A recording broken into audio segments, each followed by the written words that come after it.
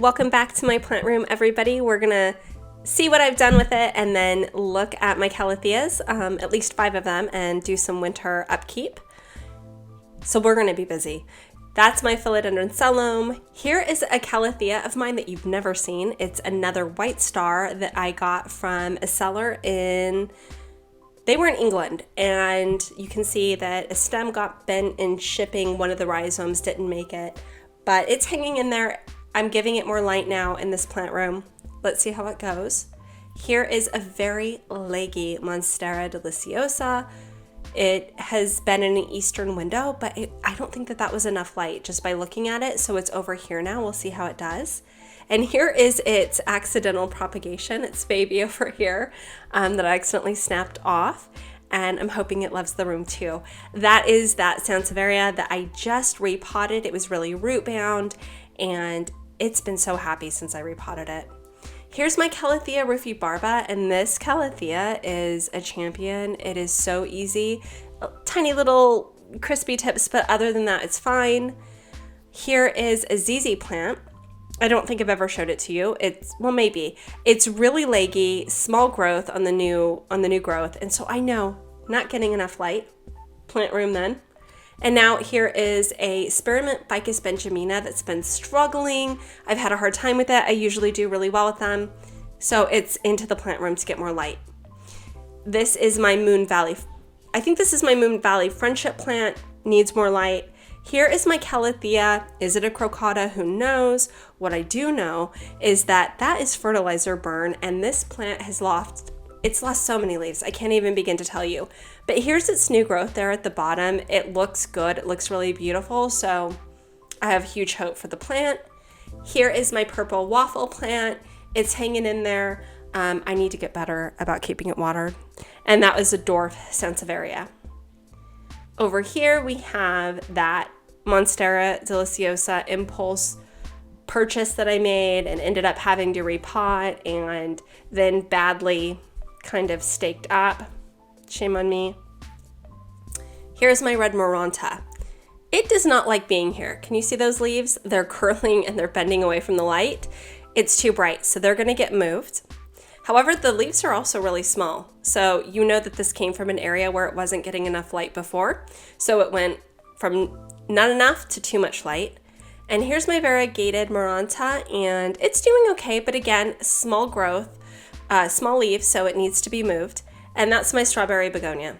All 3 of those plants came off that shelf and over here. So the Marantas are now on the second level of that shelf, kind of squeezed in. And just so you know, all of these plants, that's my spathiphyllum down there, I didn't show you. But just so you know, all of these plants have been in my house for a long time. I know that they don't have pests. That's why I don't mind them being this close together. Nothing new is coming in this room though, let me tell you. So here is an app that I use on my phone. I just use this to test the light. It gives me lumens, and I use a chart for them. I think it's the University of Austin at Texas. So I might have said that backwards, but I'll put a link down below to both the app and also to the sheet that I use, and it breaks down houseplants and lets you know exactly how much light that they need. So let's get to the Calathea care. This is my white tiger, and it's looking pretty good. It's had a few new leaves since I've got it. The leaves that did already have a little crispiness on them. Well, that crispiness has only gotten worse. That's what it does. It doesn't get better once it starts. And it's got a few leaves that dried up entirely down at the bottom. Here's my Musaica. And it's doing okay. I think that the little crispy edges that were there, they're still here. However, some of its new leaves, and it's grown maybe 3 or 4, they're really small in comparison with the others. And we've got 1, 2, 3 new growth points down here that are coming up. So that's good. I want to make sure that this plant gets a little bit more light just so that the leaves that it grows can match what's already there. I really don't want to dwarf this plant. And these 5 Calathea I'm showing you, they all live in the same spot in my house. So if one's not getting enough light, the others aren't. Here's my Freddie. Now I regrew this plant from just 3 leaves, basically 3 or 4 leaves. You can see them here. They're the ones that are really older and crispy but have much clearer variegation. The rest of the leaves are new. I've completely regrown it. So today we'll clean that up a little bit, clip some stuff back maybe. Here's another plant I had to grow from scratch almost. This is my white fusion. You see these crispy leaves? These are what I left on the plant while I was regrowing it. It had really bad humidity stress, and I've basically, again, I've regrown this almost from scratch. Today I'll probably get rid of some of those older leaves that I left on the plant while I was regrowing it. I don't see a lot of new growth coming up here necessarily. There are a few leaves that are coming up off of existing stems, but I know it needs more light because this is really growing. You see that leaf right there? I don't want that leaf. I want a nice full normal leaf. So this plant has to get more light so it can grow properly. So we'll take care of that. And here's my Maui Queen. Let's see. This is another Calathea that is growing some more mature leaves now, but this is a plant that definitely also, it looks like it got hit with a fertilizer right before it left the grower, got hit with a fertilizer at the nursery, and then when it got to me, yeah, look at that. I don't use synthetic fertilizer. I use worm castings, so I know that that is from some doubled up fertilizer, probably somewhere else. We'll take care of that. We'll clean up what we can. Sometimes plants look like that though. So let's get started. This is again the white tiger. There's not really a lot to do. I think that there's a couple of crispy leaves at the bottom. It's got new growth. You can see that right there.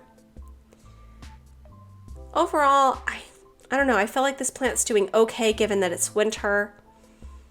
But I'll take off these crispy leaves, I think. Just toss those aside. And it's a little dry, so it needs some water as well. But I think that as far as care goes, it's doing pretty well. I'll make sure that it gets some more light. And I think that we'll be good. There's not a lot to do with my mosaic either. I might take off a crispy edge, I think. But other than that, I think that the plant is looking pretty good. I know it needs more light, so we'll take care of that as well. But yeah, I'm just gonna pinch that off without creating a new wound on the leaf because I don't want the plant focusing on healing wounds. I want it to grow new growth. And with the Freddy, it's a little bit dry, I noticed right away. So I'm gonna hit it with some water. And then I'm just gonna take off those leaves I was telling you about. The ones that I let remain as I was regrowing the plant.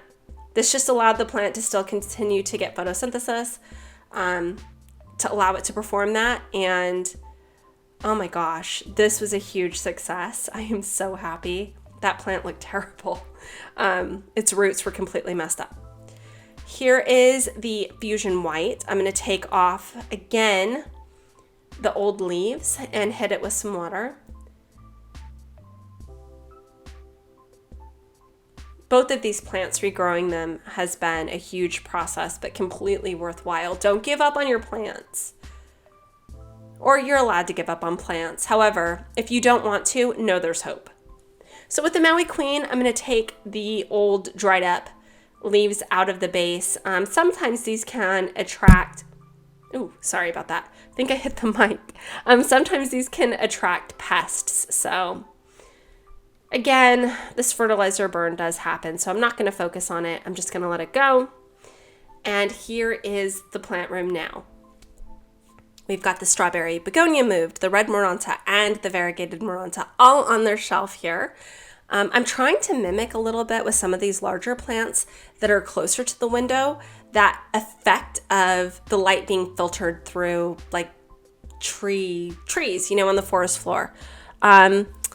Here are where I've moved my Calatheas. They're about 6 feet away from a south-facing window that has a sheer curtain on it. And as for this shelf right under, or right by the window, succulents it is. This is it. I hope you've enjoyed it. Please leave all of your comments, your thoughts, your ideas, your suggestions, your criticisms leave it all below, and I hope that you have a wonderful week, and I'll see you next week. Until then, be well and take care.